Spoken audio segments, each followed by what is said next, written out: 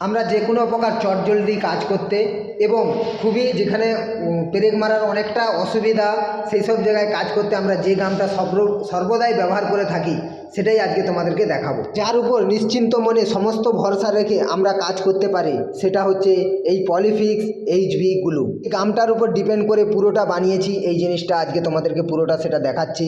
যে এই যে গামটা রয়েছে এই গামটার মধ্যে আমরা ইট কার্পেন্টার হিসাবে আমি আমার সমস্ত কাজে এটা কিন্তু আমি লাগিয়ে থাকি। কাঠ, এসিবি সিট সমস্ত জায়গায় আমি আমার ক্ষেত্রে আমি এটা খুবই পছন্দ করি এবং ব্যবহার করে থাকি।